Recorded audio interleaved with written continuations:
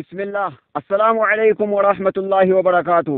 دعوة كينيا أكام جرتان جرتو بقى ربين قيا الراتين سنجي لبون كينيا رقا ربيتي فداء فداك يا رسول الله فداك أبي وأمي يا رسول الله لبون كينيا رقا ربيتي فداء قبدي وبليان كينيا نمني رقما ربي الرب صلى الله عليه وسلم osuma muummee ministeeraate osuma mootummaa Ameerikaa santeeyyuu ajjeefamuu qaba du'uu qaban isiniin jira sodaannee waan calleefnuuf hin qabnu sodaachuu hin qabnu abbaa fedheyyuu maan taane qabsaa'uu qabna amantaa keenyaaf ergaa rabbii irratti shahiidee ta'uu qabna ergaa rabbiitiif shahiidee ta'uu qabna. Ustaaz Raayyaa Abbaa Machaan asirratti maal jedhan laata bara 1910 akka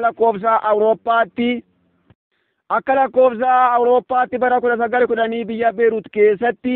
taatee ajaa'ibaatu mudatee namicha tokkotu ergamaa rabbii arrabsaa ergamaa rabbii xiqqeessaa jedhan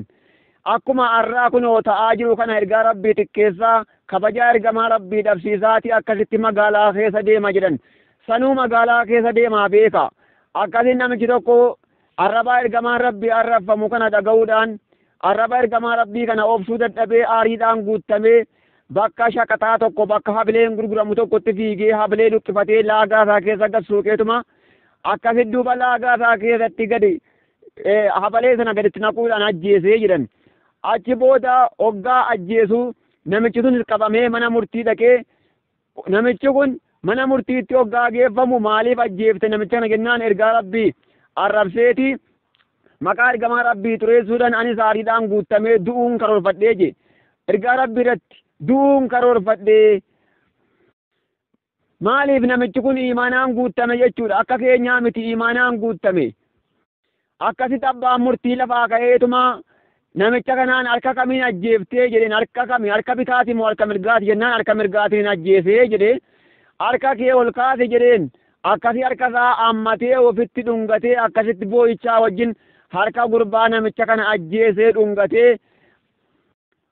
abbootiin murtii hunduu boo'anii akkasi gurbaan sun jechuudha harka namicha ergaa rabbii arrabse ajjeese dhungatee bara abbaan murtii akkanaa kun har'a eessa jira har'a laata osoo qorannee jira abbaan murtii akkanaa haqa dalagu kun haqatu gaafa sana jiraadhaaf akkasi duuba nama ergamaa rabbii arrabse nama isa ajjeese dhungate jechuudhaan gara madiinaatti akka jijjiiramuu mooticha abbaa murtiitiif ajajni godhamee jedhan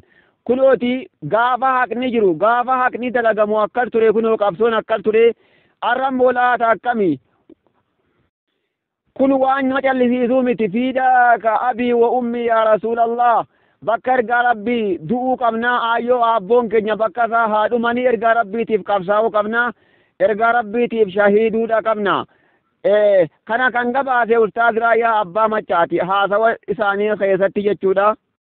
Dabalataanis namoo akkuma gurraa qabdan zamana duraanii keessa namichi tokko maqaa ergamaa rabbii tuttuqeeti akkasitti hayawaanni afaan hin beenne hayawaanni sareelleen ergaa rabbiitiif qabsaa'aa ture har'a nuti sareellee hanqanne hayawaana afaan hin beenne hanqanne anka hayawaanaa hanqanne hattaa sareetu qabsaa'aa ture kaaseta yookaan nashiidaa ustaaz Raayyaa Abbaa Machaa lakkoofsa 16 dhaggeeffadha namichi tokko wayitumanni walgayii isaa keessatti maqaa ergaa rabbii tuttuqee ergamaa arrabsu sareen akkasin lafaa ka'ee itti fiinnaan irraa qabanii sareen kun jedhe wayitan harka raasu wayitan harka raase dubbadhu na dha'uuf se'eeti natti fiige jedhee ammas lammaffaa haasawa isaa jalqabe wayita kana sareen ummatuma keessa ba'eetuma dhaqee kokkee qabee akkasin namicha kana kokkee qabee ajjeese jechuudha duuba hayawaanni afaan hin beenne ergamaa rabbii irratti wayita akkasi qabsaa'u nuti immoo kan afaan beennu kan qalbii qabnu kan aqlee qabnu kan ija qabnu akkasi callisuun kun hedduu dadhabina imaana keenyaa murteessa jechuudha kun waan nama callisiisuu miti osuma furmaata tokko dhabnee osuma furmaata dhabnee wanni nurraa barbaachisu hiriira baanee wanni kun nuuf hin taane namichi kun ajjeefamuu qaba namichi Salamoon Shifarraa jedhamu kun adawwiidha adawwii ergaa rabbiiti dabalatee ammas adawwii ummata islaamaati adawwii rabbiiti ergamaa rabbii arrabsee eenyuun dhiisa ergaa rabbii irratti du'uu qabna Salamoon Shifarraa ajjeefamuu qaba Salamoon Shifarraa eega maqaa rabbii takkicha arrabse ajjeefamuu qaba biiznillah kana callisuu hin qabnu kanaaf gargaarsa rabbii irra barbaannaa inshaallahu yoo dadhabnellee hiriira itti bahuudha qabna namichi kun akka ajjeefamuuf hidhamuunuu itti xiqqaata hidhamuu miti namni ergaa rabbii arrabse du'aa ture namni ergaa rabbii arrabse takkaa hin nassaramne takkaa nassaramee hin beeku mee seenaa kana dhaggeeffadha gaaf takka jedhan namicha wayii jira beekaa nuti gizee namni ija qabnu gizee hayawaanni qabsaa'u gizee sareen qabsaa'u gizee sareen qabsaa'u keessa maqaa ergaa rabbii dhageenyaan ni qabsaawa jaamaan illee ni qabsaa nama ija qabu dhiisaati namni jaamaan ija hin qabnellee hanka dandeettii isaa qabsaa gaaf tokko seenaa kana dhaggeeffadhaati inshaallah mee seenaa kana akkatti aanu isin biraan gahaa gaaf tokko jedhanii ummal walad haati ilmaanii takka namicha tokkotu ilmaan irraa qaba haati ilmaan isaa kun ergaa rabbii arrabsiti ergaa rabbii xiqqeessiti ni arrabsiti akkasit duba namichi jaamaan kun dhiisi yeeti akkasit dubbata dhiisin arrabsiniiti ergaa rabbii arrabsuurraa taa'e jedhe isiin hin dhorkamtu wayita kana ammas halkan ergaa rabbii arrabsuu jalqabde halkan walakkaa ka'eetuma seefii isaa fudhatee garaasii keessa gadhaabee irra gachiisee marrumaansii keessaa jiste galanni nama ergamaa rabbii arrabsuu kana jechuudha ajjechaadha jaamaalleen qabsaa'ee ture kun hadiisa Abii Daawud ilaalladha kunooti namichi jaamaan kun haadha ilmaansaa garaa keessa hableedhaan waraanee gara ergamaa rabbii dhaqe fidaaka abii wa ummii yaa rasuulallah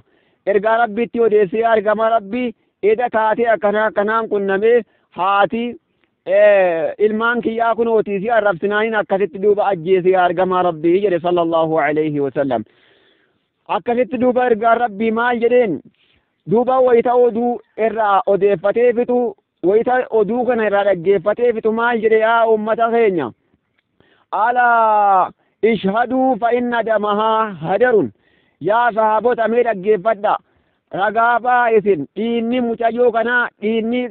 intaloo ajjeefamte kanaa bilaashi gumaan hin kaffalamu dhiinni sii bilaashi ragaataa isinillee jedhe duuba namni ergaa rabbii arrabsu galanni isaa duuba ajjeefamuudha duris ammas ajjeefamuudha duuba kanaaf callisuu hin qabnu osuma jechuudha qabsaa'uudhaaf dandeettii dhabne waan nurraa maluun afaaniin dubbachuu taanaan bakka hundaa hiyyuu qabna bakka hundaa callisuu hin qabnu obboleeyyan keenya iyyuu qabna maaliif ergaa rabbii nam takka jaallachuu hin qabnu haadha manaa keenya osoo taateellee haadhaaf abbaa keenya maan taane ergaa rabbii dursine jaallachuu hin qabnu fakkeenyaaf yoo abbaan keenya ergaa rabbii arrabse itti qabsaa'uu qabna ittuma deemnee itti qabsaa'uu qabna haadha keenya ta'uu obboleessa keenya ta'uu jaartii keenya yoo ta'ellee ergaa rabbii irratti ajjeemnee du'uudha qabna jechuu duuba kuni abbaa keenya kuni haadha keenya kun obboleessa keenya jennee taa'uu hin qabnu osuma abbaa keessan ta'e ajjeesuu qabdan duuba obboleeyyan keenya kanaaf osuma lubbuu keenya ol jaalachuu qabna ergaa rabbii sallallahu alayhi wasallam namni tokkoon keessanii namanni jedhe ergaa rabbii sallallahu alayhi wasallama laa yu'minu ahadukum tokkoon keessan amanu hin amanne